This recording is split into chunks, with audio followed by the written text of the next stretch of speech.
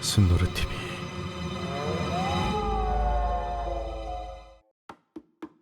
바쁘고 복잡하고 어지러운 현대 사회에서 우리가 안전하게 살아가기 위해 반드시 필요하고 또 지켜야 하는 법. 법은 국가를 운영하는 데 있어 가장 기초적이고 중요한 틀이자 사람과 사람 사이의 질서를 유지하는 최소한의 약속이죠. 공통적으로 대부분의 국가들에선 인간의 생명에 관한 것은 법으로 아주 존엄하고 엄중하게 다루지만 그 외 일상생활과 관련된 다양한 법 규정들은 각 나라의 문화와 생활 방식 그리고 환경에 따라 놀라울 정도로 다양하다고 하는데요. 그리고 그중 일부는 이게 정말 법이라고? 라 생각될 정도로 기이하고 이해하기 어렵다 합니다. 오늘은 전 세계에 실존하는 법들 중에서 이해하기 힘들다는 평가를 받는 법들에 대해 알아보죠.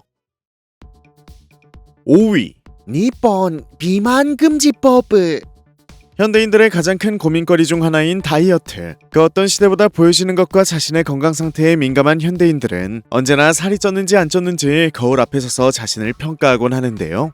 하지만 좋지 못한 식습관으로 인해 여전히 전 세계의 비만 인구 수는 빠른 속도로 늘고 있고 그로 인해 성인병 환자들도 자연스럽게 증가하고 있죠. 그런데 일본 정부에서는 이런 비만 인구를 국가적인 차원에서 관리해야 할 질병으로 지정했고 그에 따라 2008년 비만과의 전쟁! 일명 메타보법을 시행하기 시작했습니다.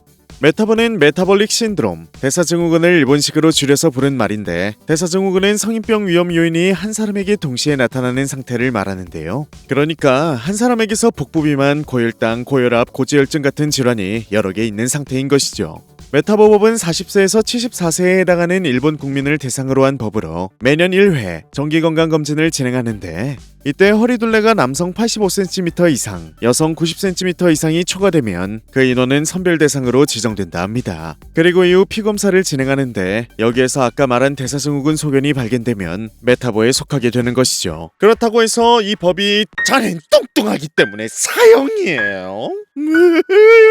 같은 극단적인 처분을 하거나 벌금, 강제적인 치료, 입원 등 개인을 처벌하는 건 아닙니다. 하지만 메타보에 해당하는 인원이 속한 회사에는 직원들의 건강보험료를 높게 측정해 기업이 건강보험 부담금을 더욱 많이 부담하게 한다고 합니다. 때문에 회사 입장에선 보험금 부담을 줄이기 위해서라도 회사 내에서 건강증진 프로그램을 진행하거나 파트너 시스템으로 식단을 관리하게 해 메타보에 속한 인원들이 자연스럽게 살을 뺄 수 있는 환경을 조성하기도 한다 합니다. 이러한 정책의 효과 덕분인지 일본은 OECD 국가 중 가장 비만율이 낮은 국가이며 그와 동시에 성인병을 치료하기 위해 들어가는 의료보험비도 미국의 10분의 1 정도로 크게 낮다고 하는데요. 하지만 건강관리를 어떻게 보면 강제까진 아니지만 눈치를 주는 방식으로 장려하는 것이기 때문에 비만이란 사회적 낙인이 찍히면 그에 따른 개인의 스트레스, 직장 내 차별 문제, 개인 건강 관리의 자유침해 논란 등 여러 가지 사회적인 문제가 뒤따르고 있어 현재선 여전히 이 법에 대해 찬반 논란이 뜨겁다 합니다. 약간 이런 것이죠. 회사에서 평범하게 일을 하고 있는데 갑자기 회사 인사팀이 와서 다나카상? 이번 건강검진에서 허리둘레가 100cm가 넘어 버렸습니다. 살을 좀 빼셔야 되겠습니다. 다나카상의 건강을 위해서요. 여러분은 메타보법이 어떻다고 생각하시나요? 4위 펑스 루아시울루 마이아스포스티움.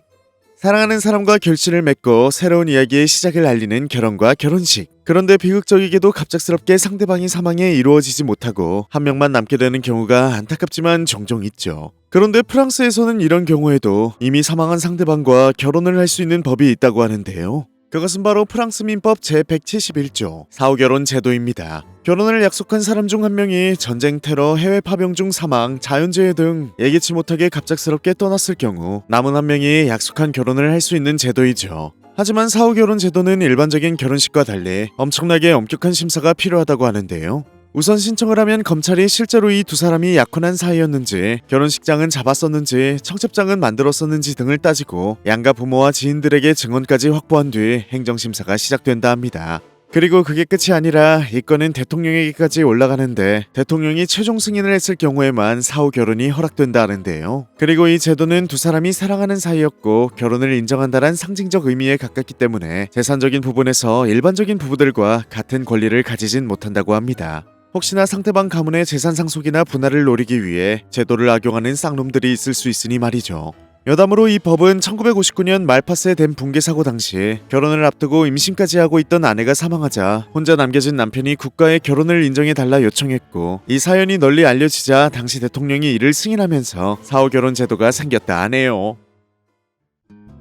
3위 덴마크 서든 나온 기두밤. 사람이라면 누구든 태어나는 순간 가지게 되는 이름. 대부분의 부모는 아이가 태어나기 전에 가장 머리 아프게 고민하는 것이 바로 이름을 정해주는 것이라 합니다. 그런데 북유럽의 대표적인 행복국가 덴마크에서는 부모가 아이의 이름을 마음대로 지을 수 없다고 하는데요.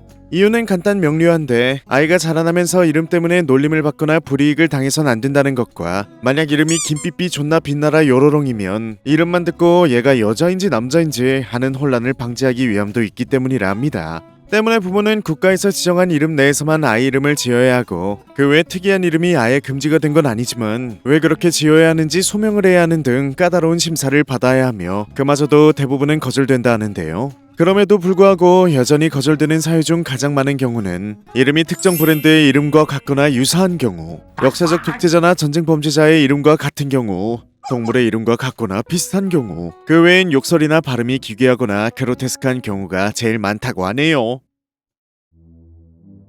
2위 소련 Закон о налоге на бизнес.